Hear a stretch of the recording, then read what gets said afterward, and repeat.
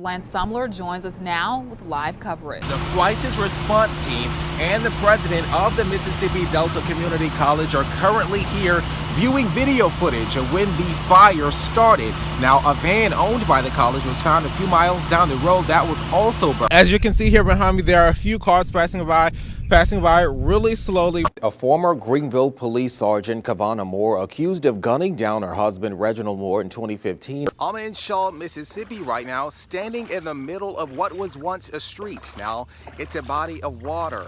As you can see, I'm walking here, and the water is already starting to come up to the higher part of my boots here. You can see how deep the water is getting. The smell of burned walls and materials inside of Looking Good here still lingering in the downtown area, and just a few feet away is where the adult daycare and the food pantry was attached to Looking Good. And then from here we can take it to some squats. So just take your feet a little wider than your hip, and I want you to sit your booty back. This is the ordinance that has residents speaking out against the Board of Supervisors in the decision that they recently made concerning mobile homes that are in the lower Lake Ferguson area, just like the one you see behind me.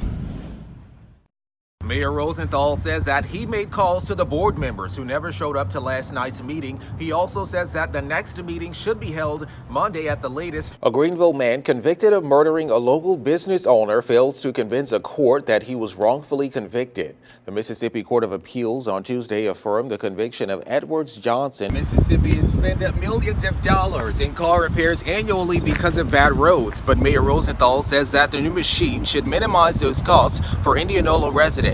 This is the Delta News Morning.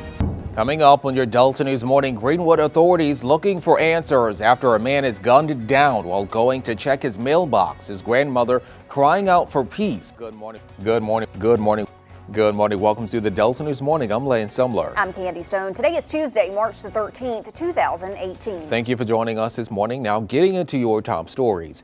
A LaFleur County man is shot dead early Sunday morning at the W.J. Bishop apartment complex. Greenville authorities in search of the culprits who stole 10 air conditioning units from a local church. Pastor Tommy Benson of Vessels of Mercy Church called police when he discovered his units were missing Thursday. You attended the museum opening of the Civil Rights Museum this weekend, and there was a lot of controversy surrounding that issue. Why did you choose to go when so many others chose not to go? President Trump has declared a national day of prayer for people affected by Hurricane Harvey and its aftermath. If you're just tuning in, these girls placed third in the nation at the Great American Seafood Competition. Good morning. Good morning.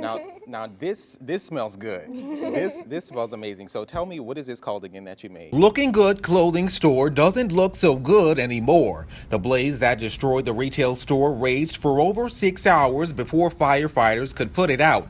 The cause of the fire is still under investigation. Meanwhile, Looking Good is not the only business affected by the fire. It just hurts because even the day of the fire, we had a food pantry, soup kitchen recipient that asked me, even though Looking Good was burning, he asked me, are y'all gonna serve tomorrow? That was his main, because he didn't have anything to eat. Pandora Redmond is the owner of an adult daycare and the Hearty Helpings food pantry that caters to senior citizens in Greenville. Sustaining water and smoke damage, their services halted after the fire. The smell of burned walls and materials inside of Looking Good here still lingering in the downtown area, and just a few feet away is where the adult daycare and the food pantry was attached to Looking Good, which was also damaged in the fire. But organizers say that they aren't letting the damage stop them from serving the community. We're still in business, we still working. Under a tree, but we working. Showing determination, volunteers created a makeshift food line near the daycare. Redmond says they serve about 200 citizens a week, and she wants that to continue. We are serving the community, and people just don't realize it's hard when your business is injured on one end. I have employees out of work. But she isn't allowing any of that to stop her. We're just asking for prayers right now because we're going to keep doing what we got to do. I'm tired. 27 trillion gallons of water. It's hard to imagine, but that's roughly the amount of water that slammed into Texas when Harvey collided into the southeastern part of the state, leaving piles of debris in some areas still flooded days after the storm. What once stood strong has to be rebuilt.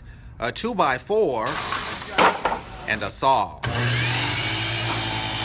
While these volunteers aren't in Texas, what they're building today will help the victims of Hurricane Harvey for months to come. We want everyone to know that anywhere east of here, north of here that's going to Houston. This can be a drop-off point, and we will get everything to where it needs to go in the Houston area.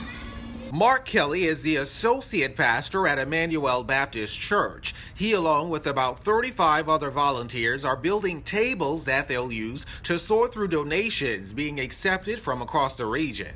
This 30,000 square foot warehouse that they're working in was donated by Casio Storage and Warehouses.